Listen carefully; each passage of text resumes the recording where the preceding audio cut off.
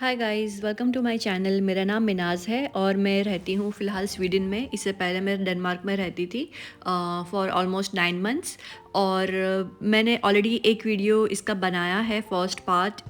उसमें मैंने शेयर किया था एजुकेशन के बारे में, how to apply for masters in Denmark, then jobs के बारे में, इन डिमांड जॉब्स के बारे में, देन टैक्स सिस्टम के बारे में शेयर किया था, and then about weather. So now this is part 2। इसमें मैं बात करूँगी हेल्थ केयर सिस्टम की, देन चाइल्ड बेनिफिट्स क्या मिलते हैं उसकी, देन चाइल्ड एजुकेशन की, एंड देन ट्रांसपोर्टेशन की, एंड और भी बहुत सारे स्टफ़।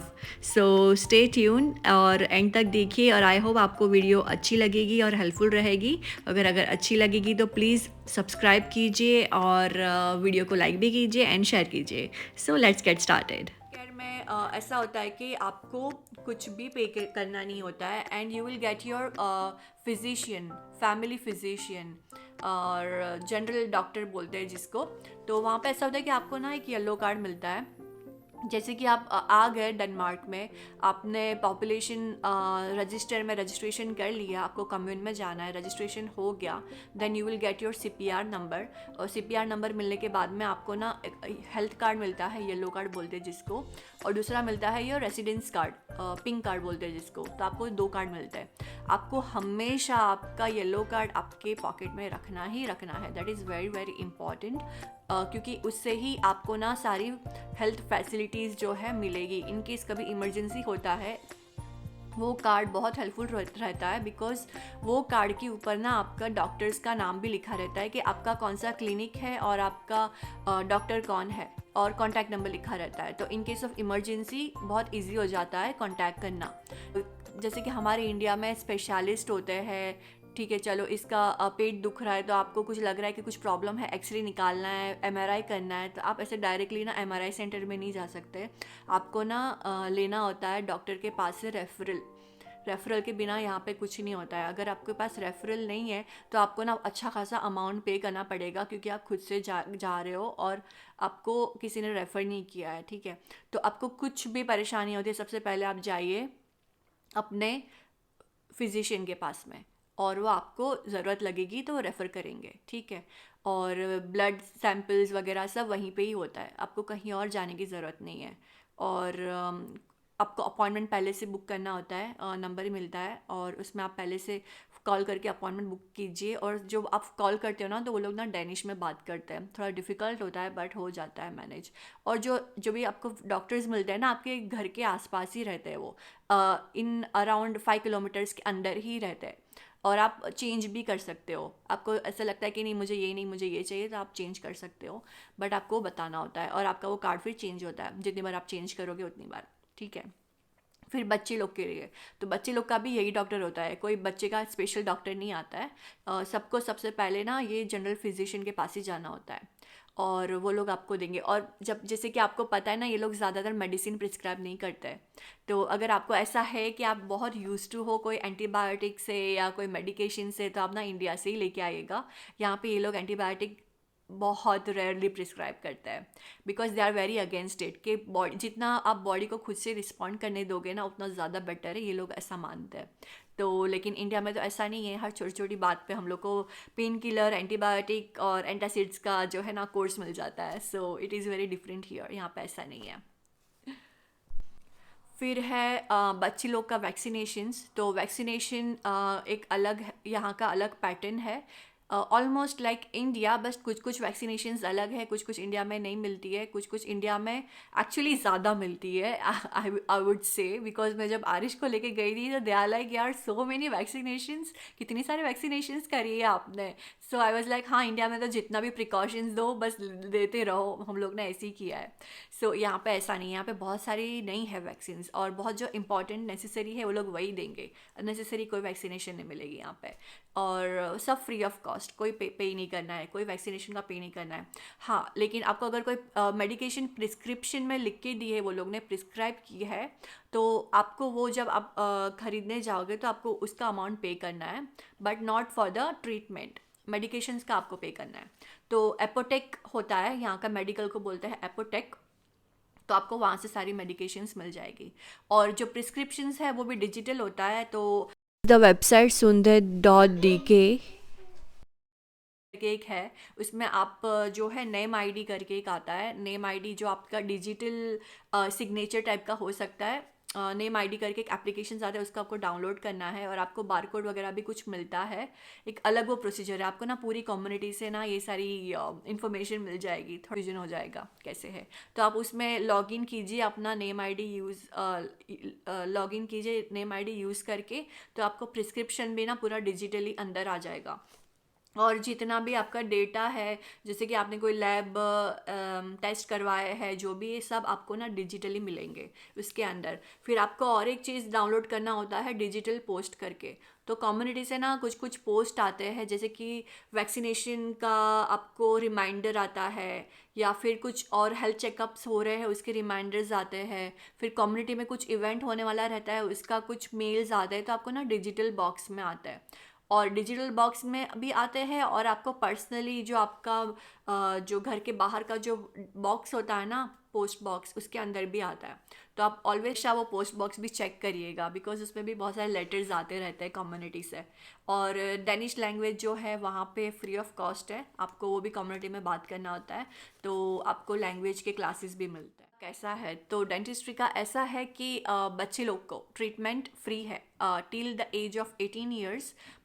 सारी ट्रीटमेंट फ्री है, ब्रेसिस से लेके एवरीथिंग सब कुछ फ्री है। लेकिन एडल्ट्स को फ्री नहीं है और बहुत कॉस्टली है।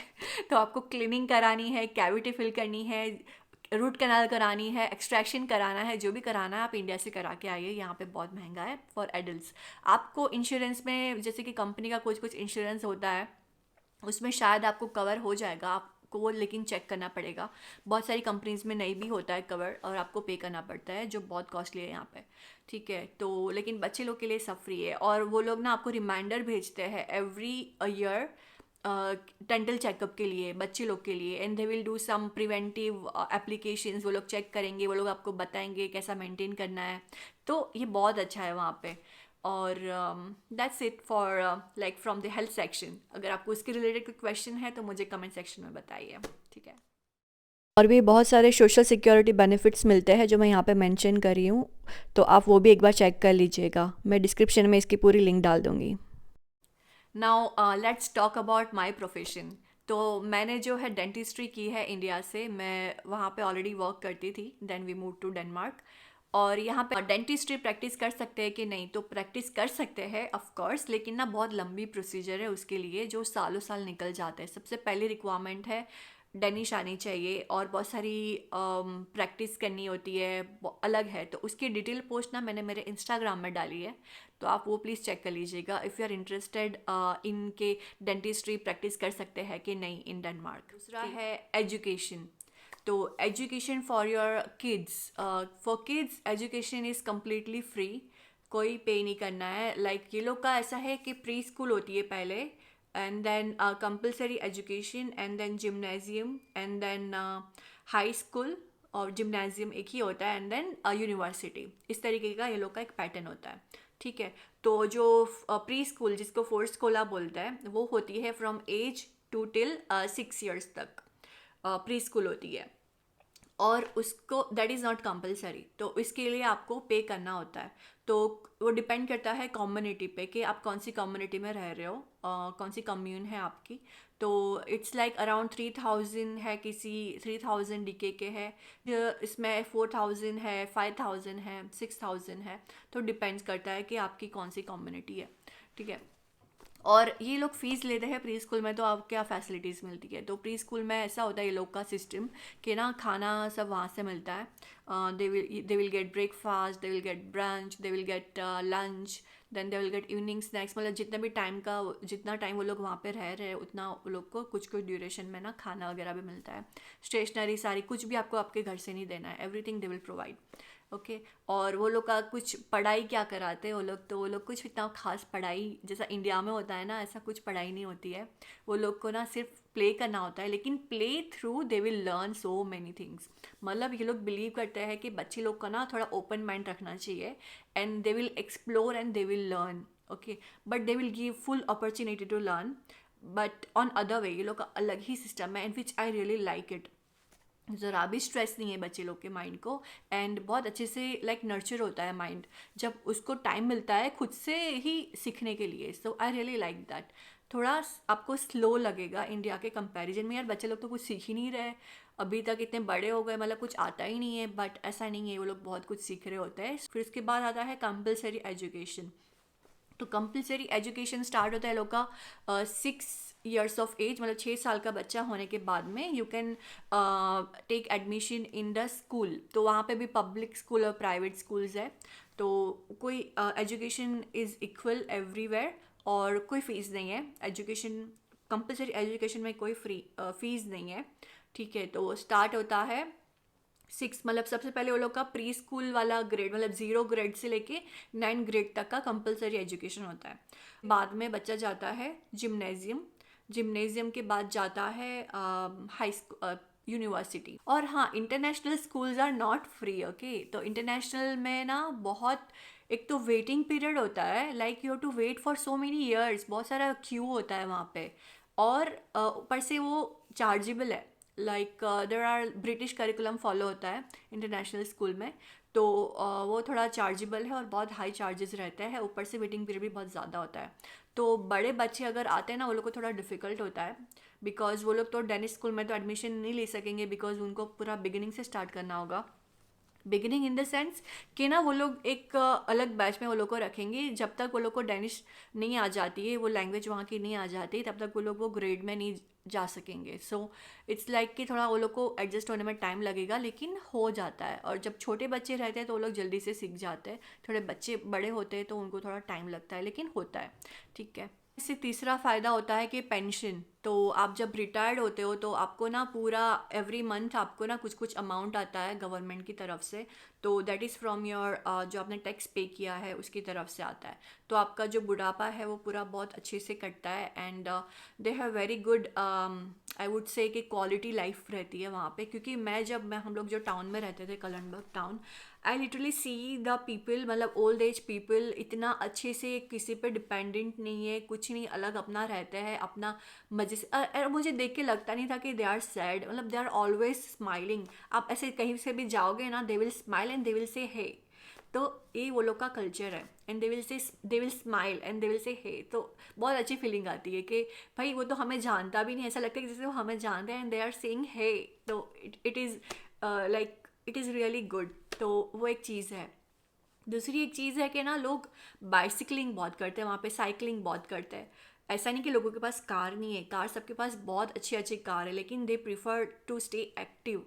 और 50 years 60 years की आंटीज़ भी मुझे ना जिम में दिखती थी, तो it's like they are very conscious about their health. तो एक ये चीज़ है वहाँ पे, मतलब quality of life is very good, और आसपास में नेचर ही नेचर है।